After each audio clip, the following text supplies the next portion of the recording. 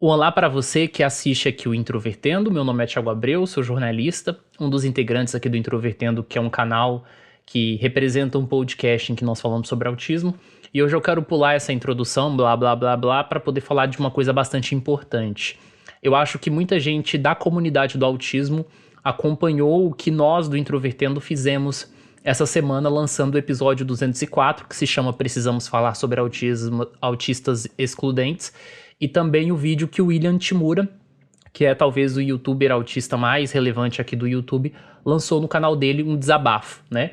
E esses dois materiais são irmãos, assim, de uma certa maneira, porque eles falam um pouco sobre alguns conflitos entre autistas, principalmente autistas ativistas, e ataques desproporcionais que ele sofreu principalmente em relação a essas questões. Bom, eu não quero aqui fazer um comentário diretamente relacionado às coisas que ele falou, porque eu já falei algumas coisas do que eu penso no podcast Introvertendo, no episódio que a gente gravou, e também porque algumas dessas coisas relacionadas a conflitos entre autistas são coisas que me deixam bastante mal.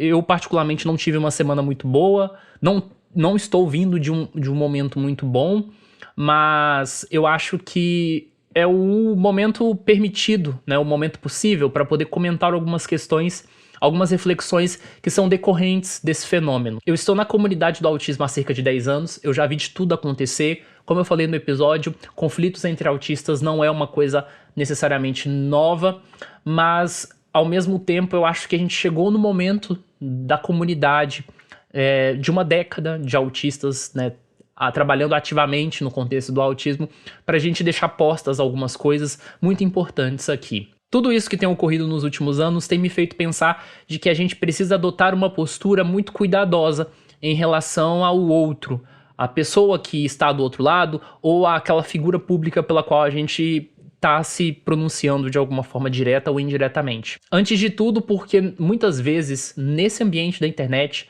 a gente esquece que tem pessoas reais por trás da tela. Quando a gente lida só com texto, quando a gente somente está ali comentando nas redes sociais, o outro não está na nossa frente. E por mais que a gente racionalize, que a gente pense, né, que existem pessoas reais, muitas vezes no afã, no dia a dia, na interação, é muito difícil colocar isso realmente em prática. E a gente muitas vezes coloca depositando as nossas frustrações, ou as nossas angústias, ou tudo, né, o que a gente passa no dia a dia ou passou ao longo da vida, realmente descontando em outras pessoas. E isso é muito grave. Mais grave ainda quando a gente está falando de pessoas com deficiência, e pessoas com deficiência cuja característica está centrada na comunicação, está centralizada principalmente numa exclusão que viveram a vida toda, de dificuldade de vínculos de grupo social. Ou seja, isso pode trazer estragos muito significativos. Uma coisa que a Carol falou no podcast, que depois que o episódio saiu e eu fiquei pensando várias vezes, é o contexto de depressão e ansiedade que envolvem muitos autistas que são diagnosticados na vida adulta, que principalmente são os que estão centralizados nesse conflito, né, que muitas vezes ocorre em comunidade. A gente está falando sobre pessoas vulneráveis e, mais do que tudo, nós estamos falando sobre pessoas que precisam de algum suporte da sociedade e muitas vezes não têm. E a gente precisa, mais do que tudo, respeitar a história de vida das pessoas. O que uma pessoa é em frente às câmeras, o que ela fala, o que ela veste, como ela se comporta, como ela diz, pode dizer muito sobre ela, mas não diz tudo.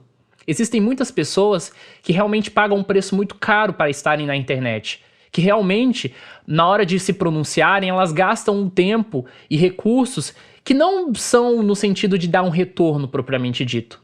E muitas vezes as pessoas observam as pessoas falando uma coisa ou outra e julgam a partir somente daquilo, como se existisse apenas aquilo.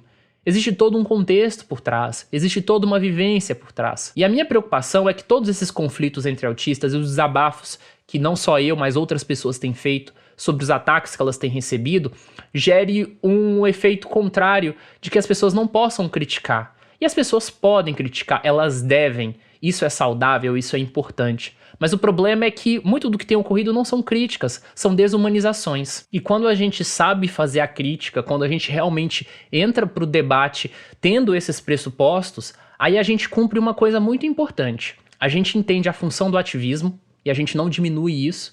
Então o problema não é existir ativismo. Eu vi algumas pessoas comentando, porque esse negócio de ter ativismo no autismo é um problema. Qualquer proposição que você faz, qualquer tipo de contribuição que você dê diretamente à comunidade, que beneficie outras pessoas, é ativismo. A gente precisa não entrar num sentido quase antipolítico, porque a nossa vida é política, a nossa atuação é política, as nossas intenções, tudo isso envolve questões políticas. O que a gente não pode é não ter critérios para as coisas. O que a gente não pode é simplesmente achar que o que você faz não tem nenhum efeito, não tem consequências, não tem, enfim, aplicações. E o que eu queria dizer nesse pequeno vídeo, e até de forma um pouco confusa, e eu peço desculpa a vocês porque eu tô cansado, eu não tô muito bem, mas eu precisava gravar isso, é que a gente não pode desistir do ativismo, a gente não pode desistir de propor questões, a gente não pode desistir de ter posicionamentos e de deixá-los publicamente na comunidade, porque o que tá em jogo não é isso.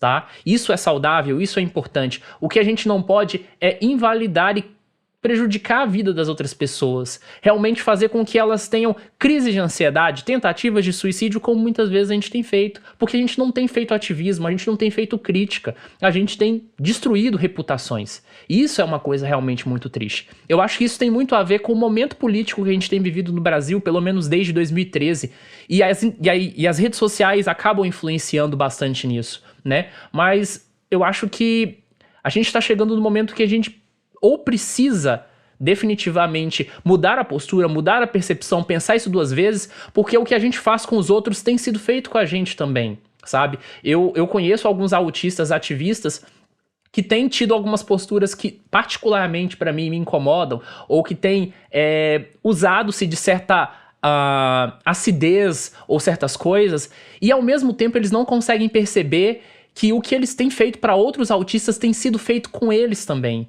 Então a gente precisa parar, a gente precisa cortar esse mal, a gente não pode ficar reproduzindo isso entre outras pessoas, né? E eu acho que isso é um objeto de muita preocupação. Se a gente definitivamente não começar a repensar isso e não começar de alguma forma a agir isso no contexto da comunidade do autismo, o que a gente vai ter e o que a gente já experimenta ao longo desses anos são pessoas se distanciando, são pessoas cortando relações, cortando vínculos, perdendo a vontade de falar sobre assuntos que elas gostam, perdendo o prazer de falar sobre autismo, perdendo o prazer de ajudar a comunidade de alguma forma. Então eu queria apenas deixar essa reflexão e desejar que vocês estejam bem, que nós tenhamos tempos melhores na comunidade do autismo e que, portanto, a gente não transforme tudo que tem ocorrido nos últimos tempos em algo pior.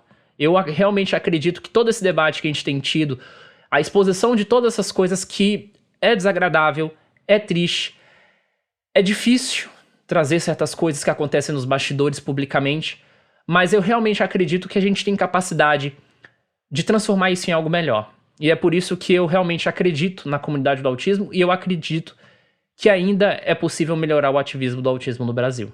É isso, pessoal. Um abraço para vocês e até algum dia.